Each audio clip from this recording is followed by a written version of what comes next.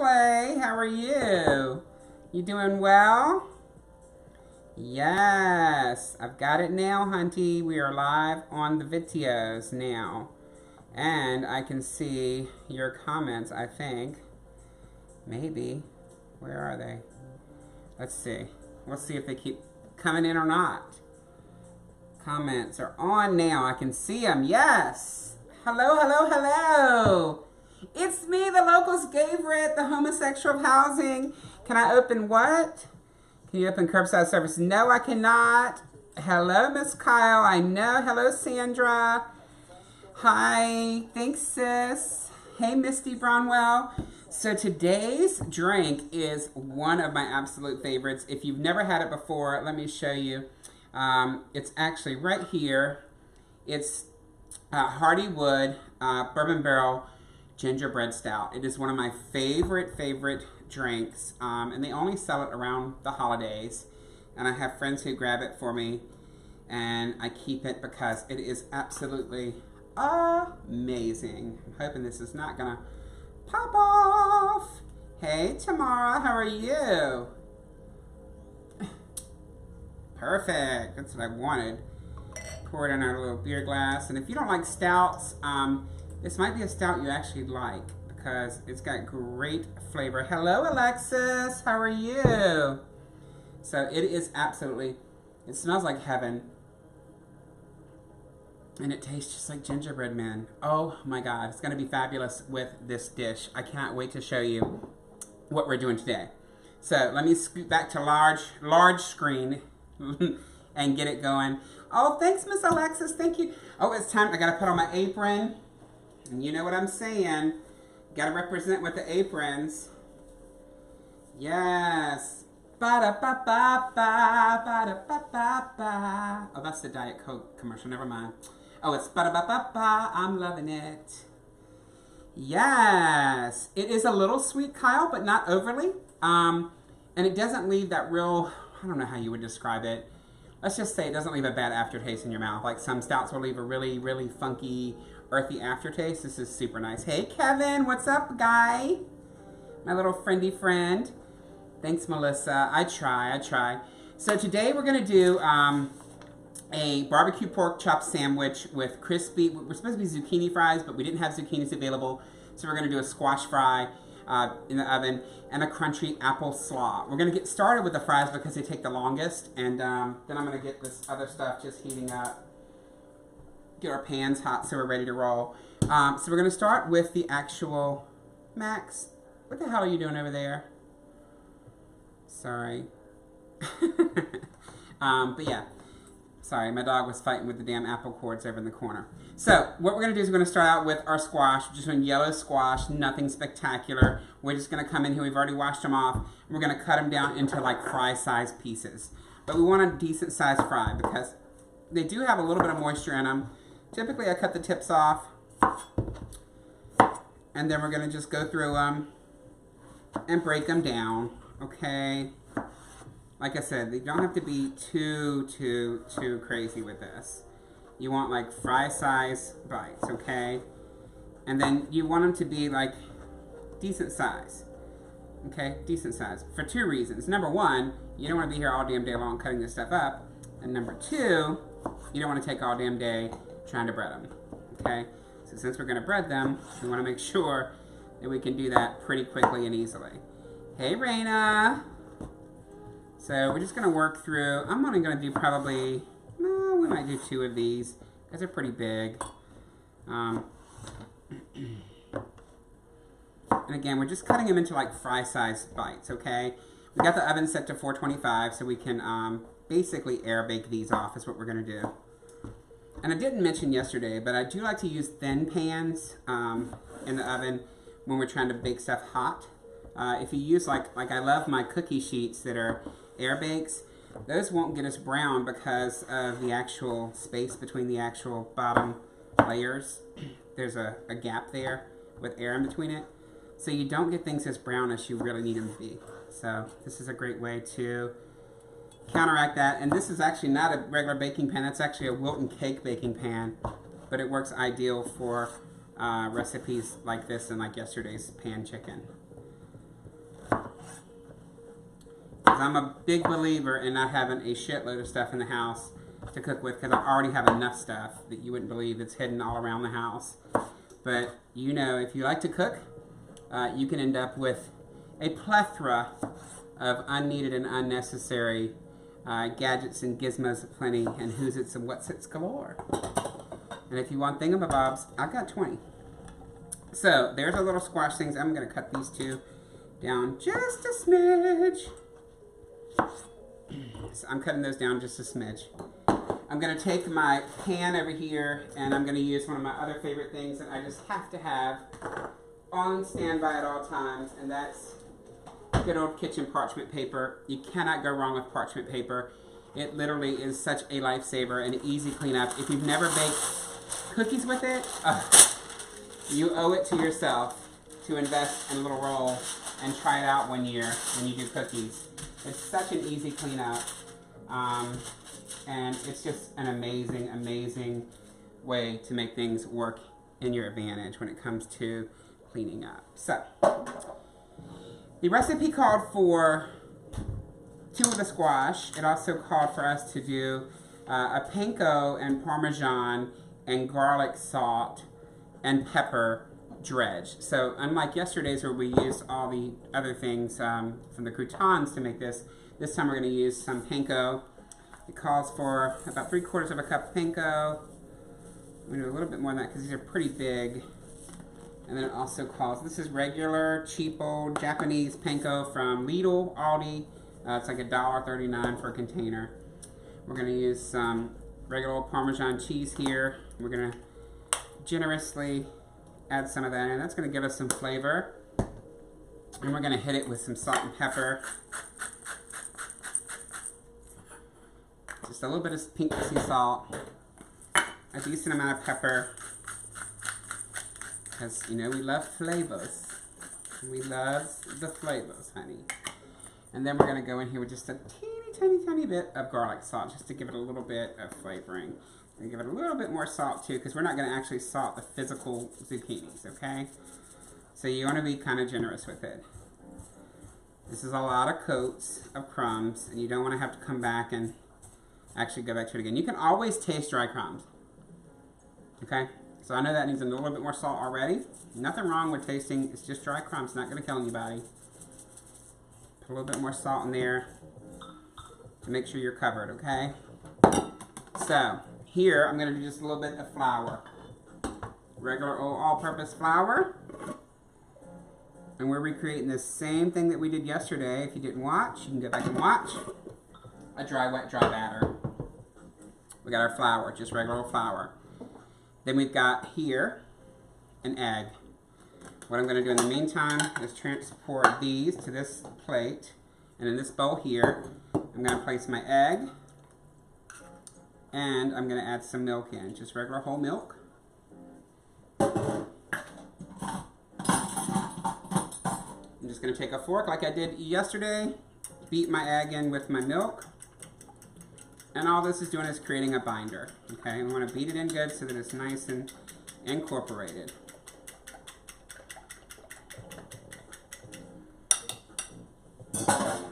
Okay?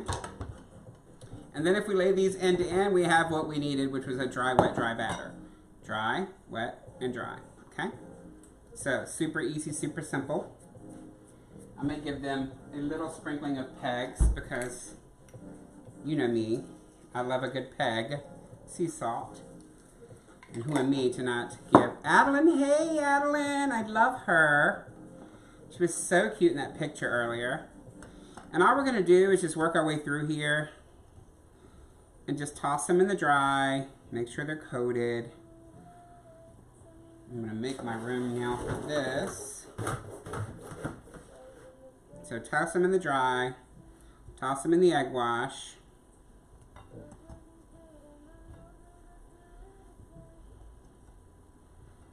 I'm going to mix these up in the egg wash.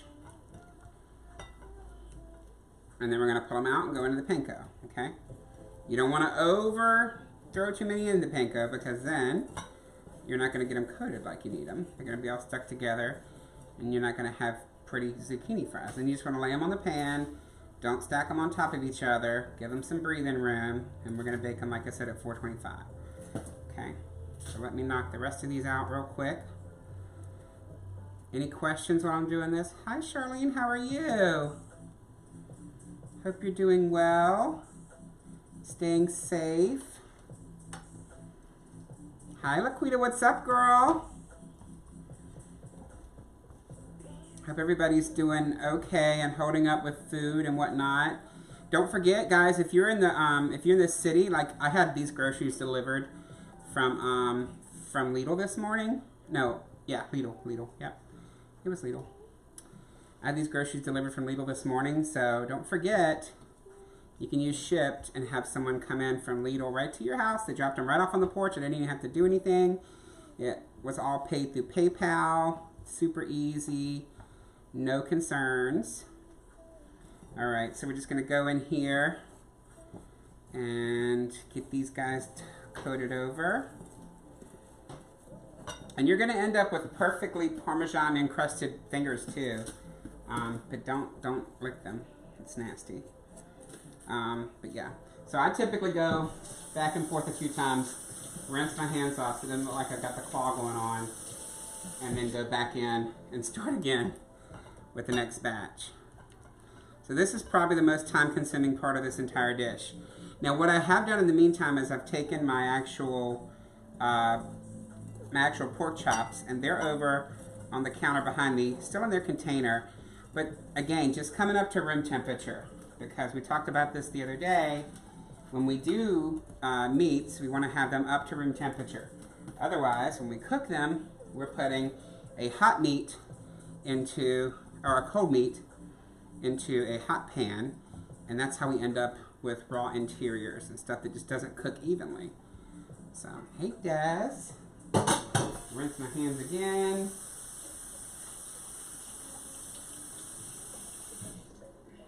I'm going to finish these last ones up. To tighten these up a little bit in here. I'm glad I didn't do another one because I would have had nowhere to put it at. I'm going to add a few more pancos in here because I know this is not going to be enough to coat these up. And I'm going to season this back up just like I did before. Sometimes we got to think outside the box. Okay. Remember, that was just panko, Parmesan, and garlic salt. That's all that was. Still probably plenty enough pepper in there.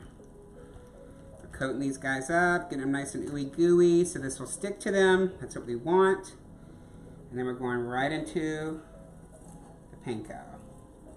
And guys, a lot of people are going to probably, if you've never used panko before, you might wonder what the hell is the difference between panko and regular breadcrumbs.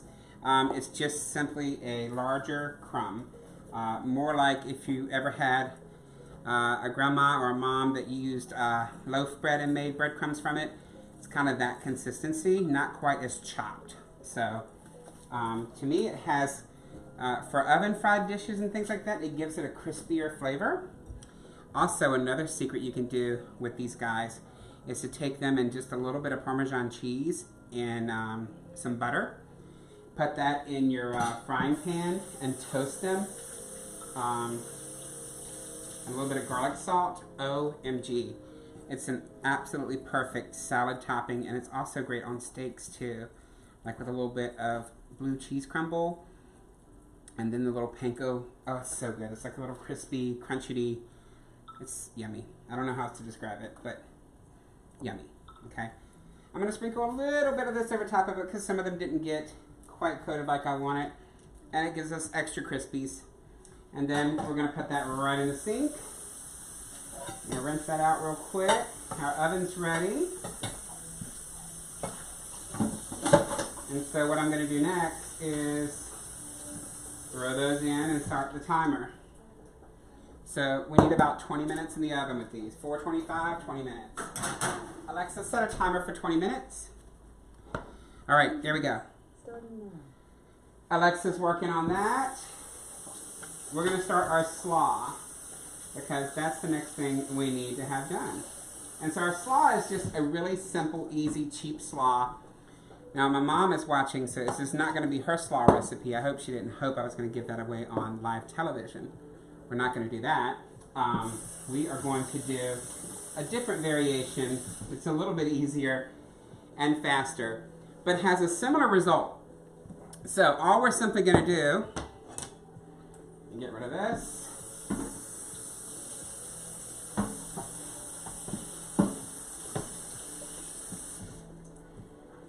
Flip this cutting board over. We're going to use the other side. All we're simply going to do is take a regular old apple, preferably something. Hey, Courtney. Oh my God, that gingerbread beer is amazing. Hey, Cameron. Take a regular apple. We're going to go down the sides of the apple, and we're going to essentially cut around the seeds, okay? We're not going to peel it. We don't need to do all that. We're just going to take the majority of the apple. Then we're going to go back through it, really thinly slicing it alongside, okay? And then last but not least, we're going to stack it back up just like we just sliced it down. And we're going to cut little matchsticks, okay? So we're going to slice it back up just like it was. Hey, Tammy. I don't know why Alexa thought I was talking to her, but anyway, she did. We're going to put that in the bowl, okay? And all this is doing is allowing us to essentially upgrade our slaw, okay? So we're just going to upgrade our slaw a little bit. Now, you don't want to use Granny Smith apples. They're way too pungent, and they actually don't have enough sweetness in them. You can use, I think this is a Fiji. Anything like that will work. And again, we're just cutting little matchstick out of it. We're putting that in here. This is a great slaw to make on the fly if you're trying to go to a little cookout party and impress people with your skills, because all we're doing is taking a regular store-bought slaw mix like this. It's pre-made, and we're just zhuzhing it up and adding a little something extra into it where they'll know, damn, they probably didn't buy this. They might think you actually took the time to make something, and all you're going to be doing is adding to improve upon what's already there. Now, you don't have to do a lot of this because we're only making 3 sandwiches today. But if you had a larger gathering, of course you could put more. It's up to you entirely. So I think that's enough for what we're going to do. I'm not going to cut all this apple up because we're not going to need all that slaw. We're only doing 3 sandwiches, okay? So I'm going to put that down the good old garbage disposal, or give that to the birds later, actually, is what I'll do. Now we got our slaw. So we're going to take our slaw. We're going to open it up. We're going to do about probably half that bowl. We've got that in there. Set that to the side.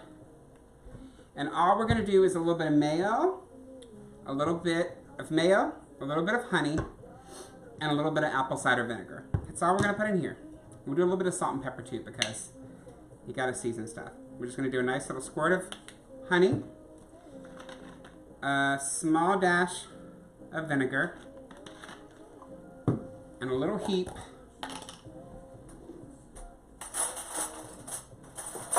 of good old Duke's mayo, okay? Maybe 2 little heaps of Duke's mayo. Should be about enough right there. And then we're going to go ahead and same thing again. We're going to season. Just got to season stuff. Even coleslaw. I know it sounds crazy. But did you know even just putting, if you do regular oats, just putting a little dash of salt in there, it improves the flavor so much. And most people wouldn't think about that for like oats. But just a little dash of salt really does help it go a long way. Alright, so now what we're going to do is going to work these together. The apple's going to not brown because we've got a little bit of that vinegar in there. So the vinegar is going to save the apple, keep it from browning. And it's also going to pull out some of the sugar from that honey, the natural sugars that are in the honey. And it's going to give you a real coleslaw looking consistency in about probably 5 minutes, 10 minutes in the refrigerator. Now this is not Hellman's, Mom, it's Duke's. You know I only use Duke's. So we don't use Hellman's. We use Duke's. And it smells like heaven. This will keep for about probably, I would say probably 2 or 3 days in the refrigerator. You don't want to take it much longer beyond that.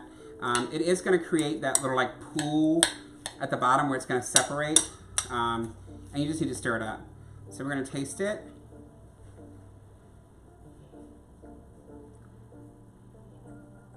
That's good. That's perfect. Oh, I'm trying to throw it out the bowl. So you see we just got a nice slaw there. And it's just fresh apples added into a regular coleslaw mix, a little bit of mayo, a little bit of honey, and then just to give it a twang, some apple cider vinegar, okay, to cut out the actual mayo a little bit. Done deal, already done. To the side that goes. Put that with our bird food. And we're gonna start our next one. So our next one is we're gonna do two things at once. Maybe. Okay. We're gonna brown these rolls, and we're also gonna season and cook this pork. And these are just regular center cut pork chops. Nothing exciting about them. Just regular old center cut pork chops. Okay. We're gonna go back in with our peg sea salt. And we're just gonna touch them with some salt on each side, okay? Now flip them over. We're gonna do our other side. Okay.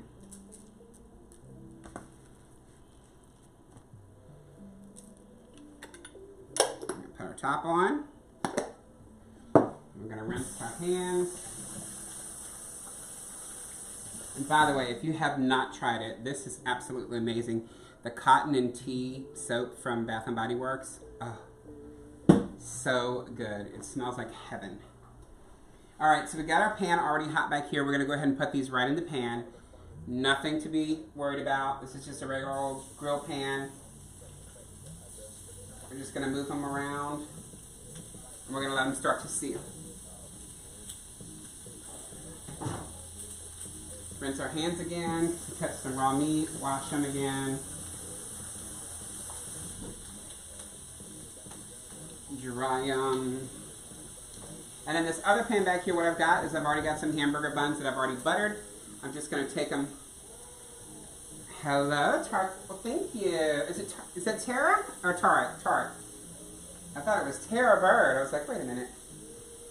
Yes. So we buttered the buns. We're going to put them in the cast iron pan, and we're just going to brown them off. It doesn't need to be hot as hell, because you don't want to burn the buns. You're just browning them, okay? And this just takes your bun game to another level, so you're not a basic bitch. Because the money's not good. Hey, Tara, it is Tara. Oh my God. Are you still in Cali, Tara? Or where are you at? I haven't seen you in so long. I miss your face. So yeah, we're just stirring that up again while we have this time. We'll do a little bit more. God, that's good. That is so, so good. It's insane how good that is.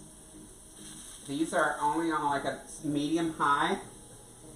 Remember with pork, our biggest thing is we do not want to overcook it, okay? Oh my gosh, Tara, I'm so excited. I'm so glad to see you guys doing so well there. And that's a beautiful place. Oh my gosh. I hope you guys aren't in quarantine, but you probably are. But California is so beautiful. I love visiting there. I couldn't live there because I probably couldn't afford it. And I wouldn't want to fight the real estate agents that are already there. But other than that, I love California. So all we're going to do is let this actually pick up some color. When I flip it over, I'm actually still not going to do any barbecue sauce yet. We are going to be using Sweet Baby Ray's barbecue sauce because it is the favorite. We're going to brush it on once we flip these over on the cooked side that's already gotten some sear on it, because we don't want to impose on the sear that we're trying to get on the actual pan.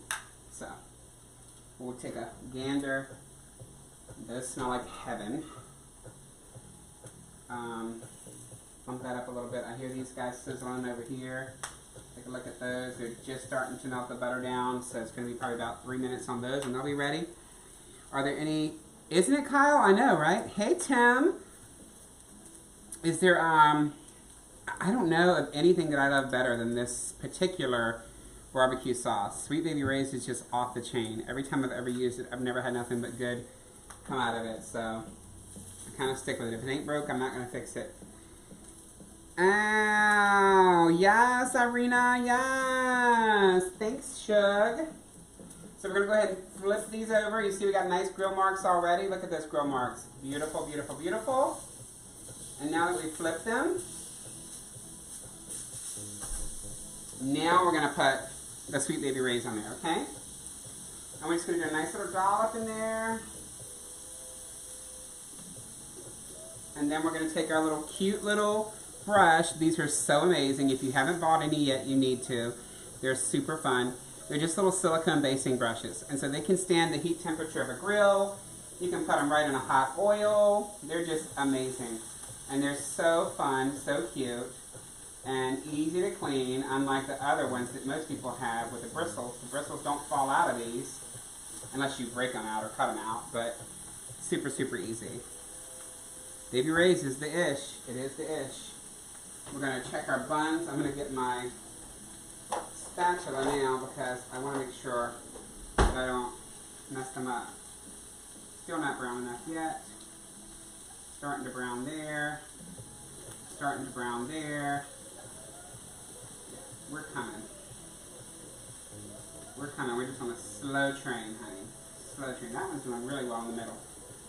So we'll hold on for those. With the pork, you only want to take it to 165. You want to pull it off before it's 165 because continue cooking. Remember, that's one of the things you got to watch for. Anytime you're cooking something small like this, that's all meat, the carryover cooking time on it is going to continue to cook even till it cools down to room temperature.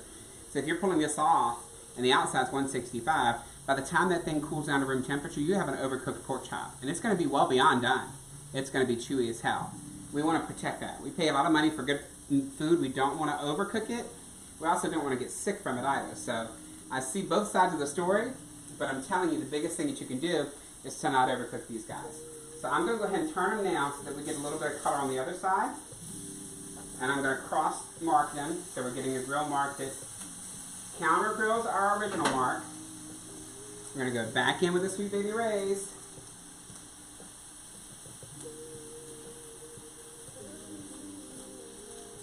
And we're going to go back in with our basting brush.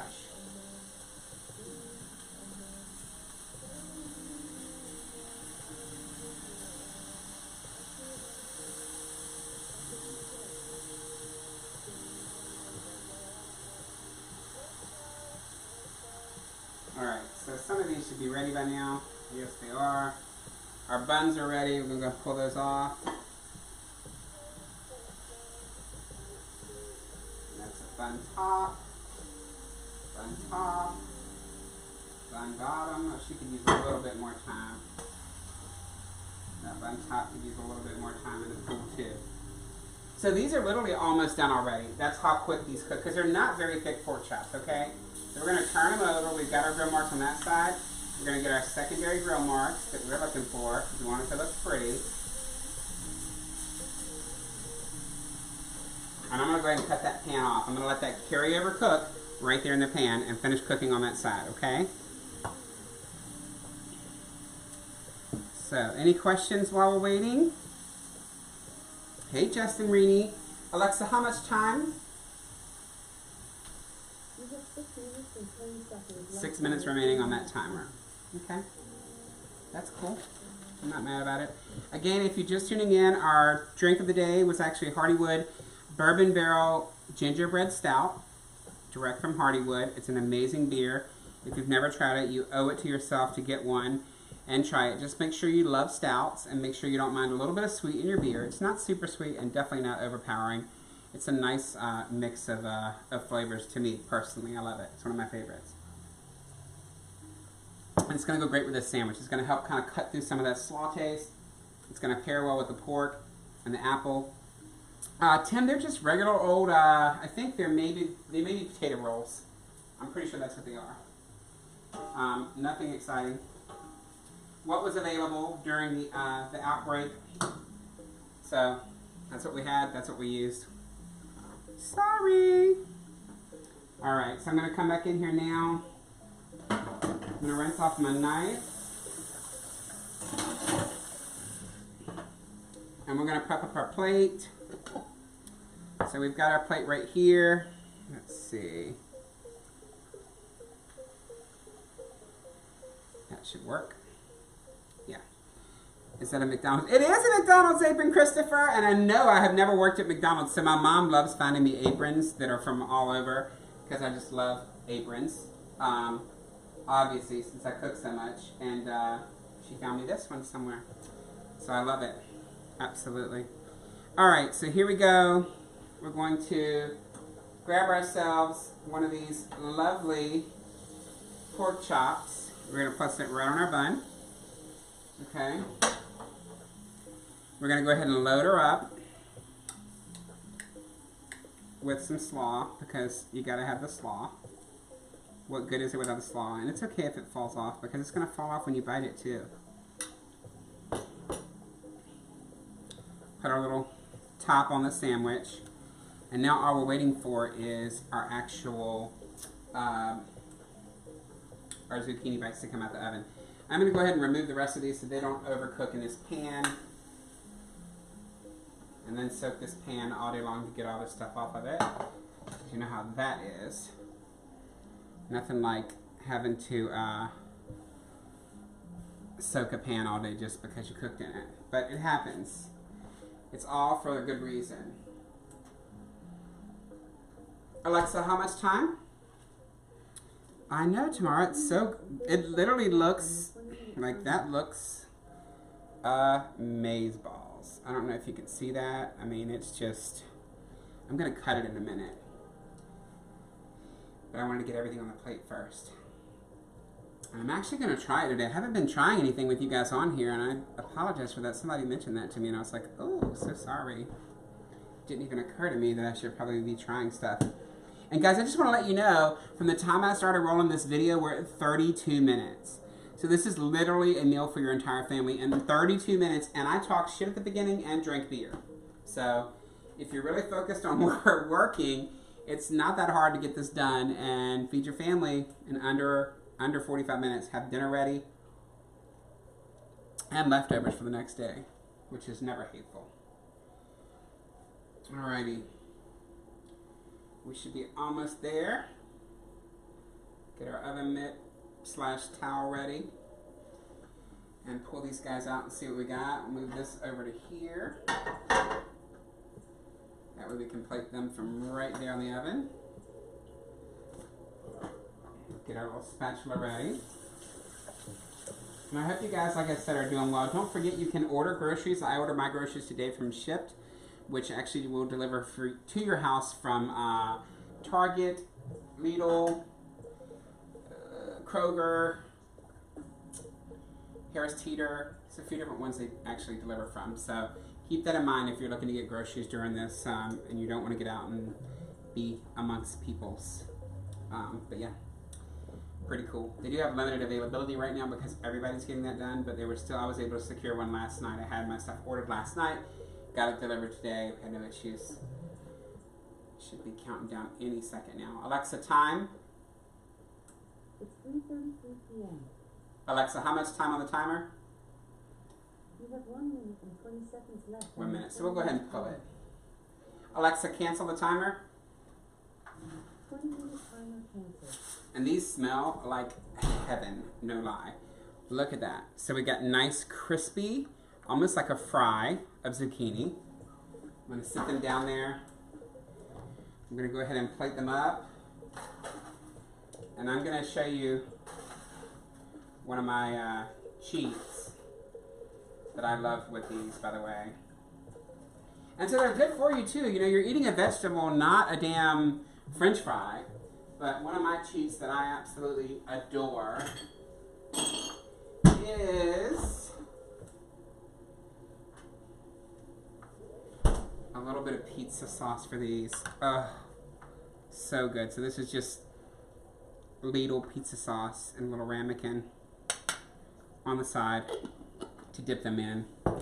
I know some of you hoes like ranch. You can do ranch as well. I'm an equal opportunity offender. I like ranch too. Just want to show you the inside of this burger real quick before we stop and let you see what exactly we're biting into. Well, not burger, sandwich. And let me just show you perfectly. Oh, I didn't pick up my damn bun right. Let me try again. I left it sitting there on the plate. Perfectly cooked pork. No pink there, you can see. Or very little. And our yummy fries. Let me get a little bite of this in. See what we got going on here before it falls completely apart. And it's okay to be messy, guys, as long as it's good.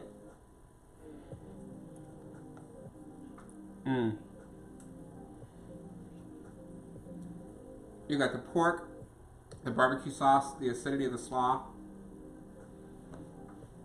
Absolutely amazing.